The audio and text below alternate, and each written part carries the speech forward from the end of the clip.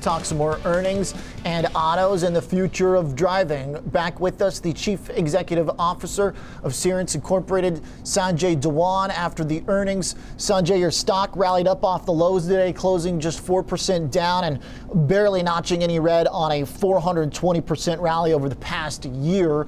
So walk me through what's different from this quarter compared to the last time we spoke. So, Oliver, firstly, thanks again for having me back. Thank you.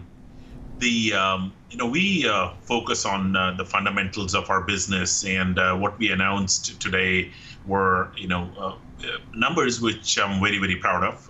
We announced record revenue. So we show our fiscal Q1, which was our December quarter, basically was 23% up year over year to $95 million. But not just record revenues, we also announced great profitability. We announced 75% non-GAAP gross margin, and which basically resulted into an EBITDA of a non-GAAP EBITDA, adjusted EBITDA of 42%.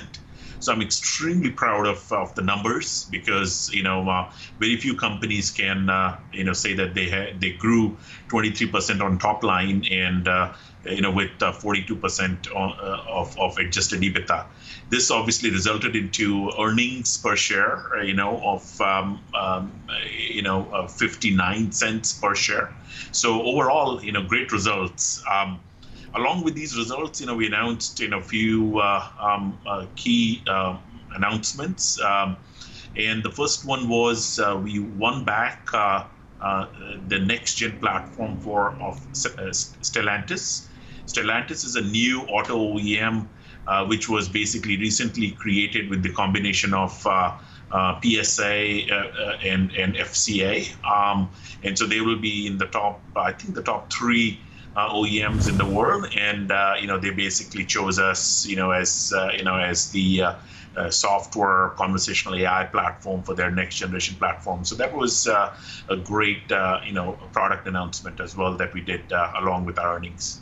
Sanjay, it is one of the things that stands out to me when I look at your number compared to some of the other high growth style companies right now that don't get money down to the bottom line. You do generate earnings, as we saw, and you're generating them at a better rate than the street even expected. So I do think that's worth just hammering home that does look to as a big kind of distinction between you and some of your peers in this category of companies. What I'm wondering is, as you scale up, which obviously you want to do, last time we spoke, we talked about applications of your AI technology outside of autos. Will you be able to maintain that fairly high margin? I mean, it seems to me that's a pretty high margin you're operating at right now. Can you maintain that as you expand? We did revisions of our yearly guidance, and we increased our profitability for the yearly guidance that we gave to the street by about 200 basis points. And the reason there basically is that our platforms provide AI functions that are valued by our customers. We focus on driver, assisting the driver using conversational AI. We're expanding into other functions to bring more interesting features for the drivers and the passengers from a cabin AI standpoint and so on. And these are software functions that are highly valued because as the car gets more and more digital and more connected and more electric, the consumers want to do kind of new things inside the cabin. So we're very focused on innovation. We're very focused on kind of driving value through technology, and for that customers are willing to pay us good. And the business model is a very software licensing software SaaS business model, which, as kind of drives higher gross margins. Mm-hmm. Now, some of the other applications here, I know you've had some deals this year. You've got a cloud center for Japanese drivers that you did in a partnership with Toyota Motor. You're looking at ways to pay within your car using your technology, speaking to pay through Cerence Pay. what are the biggest developments over the past quarter in terms of generating new revenue outside of autos? Are you going to start breaking that down in terms of the overall top line? I'm curious what part of the business right now is coming from these other services. The connected services, which is major product offerings for us, does drive almost 40% of our revenue today. So that's a big chunk already. But having said that, we're further expanding it with new products. We launched 3 new products over the last almost 2 quarters now, and and we have announced a couple of major bookings already. The incremental revenue this current fiscal year is going to be small from that, because as it takes time to kind of build up the SaaS revenue. So we're in the process of doing that, but we're definitely kind of getting great wins from the customers, and also increasing the pipeline as well. We also announced bit diversification. Where we said at the start of our company, which was about 1.5 years back, on October of 2019, that we'll focus on transportation and mobility. So that is the sector that we are focused on. And so we announced, besides our auto products for the automotive car makers, where 1 in 2 new cars ship with our products.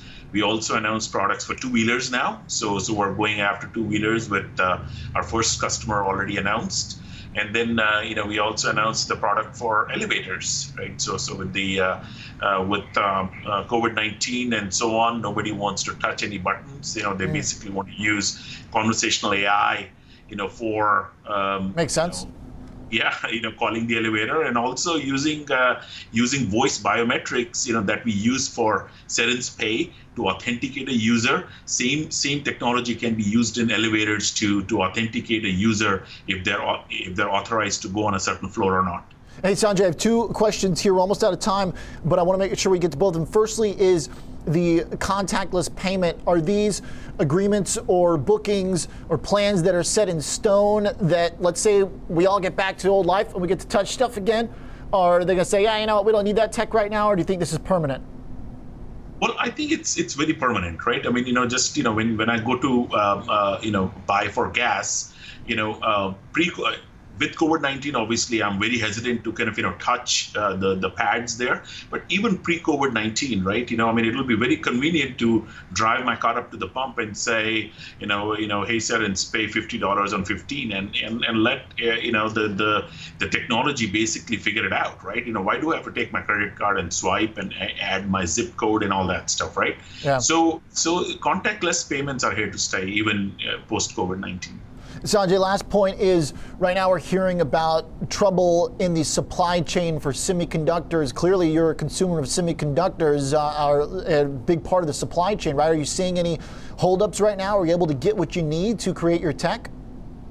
No, so we we do run on head units that basically uses semiconductor, and we're definitely experiencing some supply shortages. It doesn't affect us directly, but it does affect us indirectly. And for that, we have already adjusted our guidance slightly for our current fiscal quarter, the March quarter basically, and reflected that in our yearly forecast as well.